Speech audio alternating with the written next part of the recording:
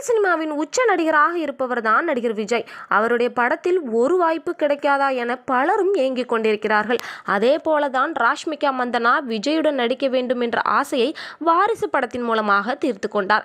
இப்படி இருக்கும் நிலையில் சாய் பல்லவி ஏன் விஜய் படம் வாய்ப்பை மறுத்தார் என்ற தகவல் வெளியாகியுள்ளது.